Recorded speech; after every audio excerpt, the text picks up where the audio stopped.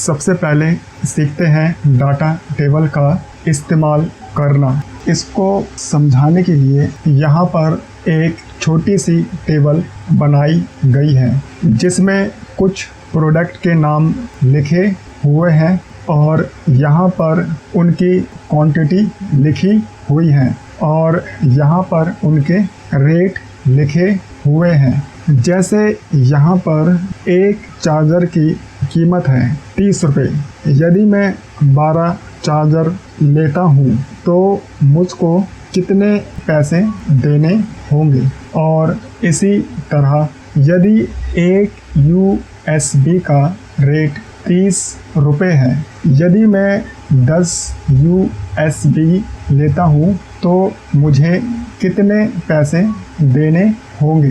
तो इन सब को कैलकुलेट करने के लिए हम डाटा टेबल का इस्तेमाल करते हैं। जिस टेबल में डाटा टेबल का इस्तेमाल करना है वहाँ पर एक बेस देंगे। बेस का मतलब यह है कि डाटा टेबल को हमें यह बताना पड़ता है कि इस टेबल को कैसे कैलकुलेट करना है। तो हम यहाँ पर डाटा टेबल को बताएंगे कि यहाँ पर पहले इक्वल लगाएंगे, फिर क्वांटिटी को लेंगे, फिर रेट को मल्टीप्लाई करेंगे और फिर एंटर बटन पर क्लिक करेंगे। अब डाटा टेबल इसके आधार पर टेबल को कैलकुलेट करेगा। तो इस टेबल का पे निकालने के लिए हम वैल्यू वाले डाटा को सेलेक्ट करेंगे और फिर व्हाट इफ एनालाइज में जाएंगे।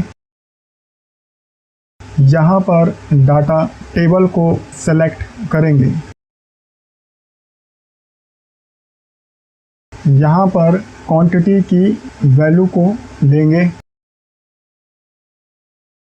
क्वांटिटी वैल्यू को हमने इसलिए लिया है क्योंकि यहाँ पर क्वांटिटी को रेट से मल्टीप्लाई करना है। क्योंकि यहाँ पर क्वांटिटी की वैल्यू 12, 10 इस प्रकार से है, तो यहाँ पर हमें बढ़ती हुई वैल्यू को लेना है।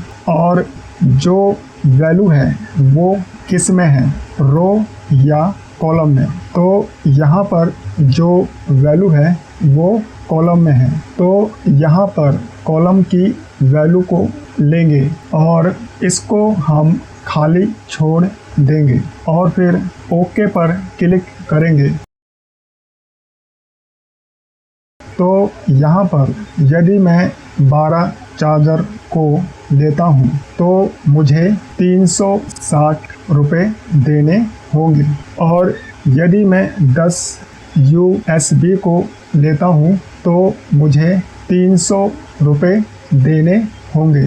अब यह जो कैलकुलेट है वह सही कैलकुलेट हुआ है या गलत, तो इसको चेक करने के लिए हम यहाँ पर लेंगे इक्वल 12 को 30 से मल्टीप्लाई करेंगे और फिर एंटर बटन को प्रेस करेंगे।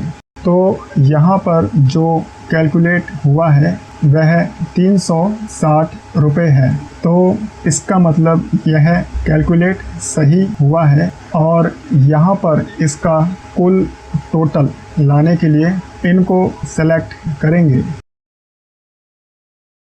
यहाँ पर हमें बेस को नहीं लेना है, सिर्फ प्रोडक्ट की वैल्यू को लेना है और फिर अल्ट के साथ इक्वल को प्रेस करेंगे। तो यहाँ पर इसका कुल टोटल निकल जाएगा। यहाँ पर हम एक और उदाहरण को देखते हैं। यहाँ पर प्रोडक्ट की क्वांटिटी सेम है, जो क्वांटिटी यहाँ पर है वही क्वांटिटी यहाँ पर ली गई है और यहाँ पर जो रेट है वह यहाँ पर 1 से ज़्यादा है। जैसे एक चार्जर की कीमत है 30 रुपये, एक चार्जर की कीमत है 45 रुपये, एक चार्जर की कीमत है 26 रुपये। तो इसी तरह यहाँ पर रेट लिए गए हैं। तो इस टेबल का कैलकुलेट निकालने के लिए हम यहाँ पर एक बेस को देंगे, यहाँ पर वही बेस को देंगे जो हमने यहाँ पर दिया हुआ है।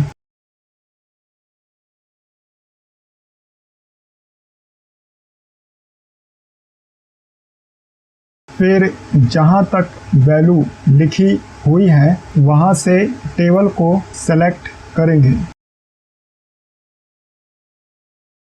उसके बाद व्हाट इफ एनालाइज में जाएंगे।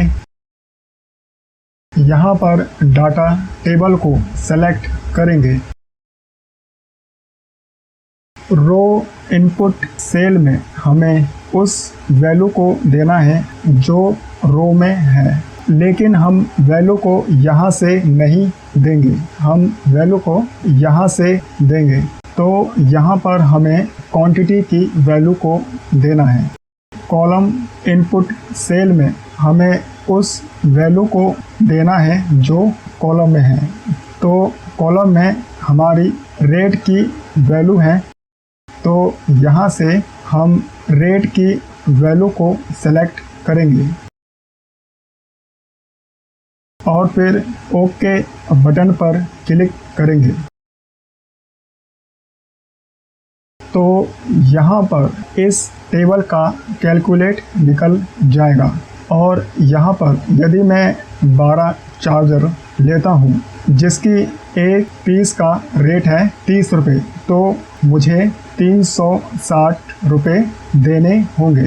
यदि मैं 12 चार्जर लेता हूँ और जिसका एक पीस का रेट है 45 रुपये, तो यहाँ पर मुझे 540 रुपये देने होंगे। तो डाटा टेबल ऑप्शन का इस्तेमाल सिर्फ अनुमान लगाने के लिए किया जाता है।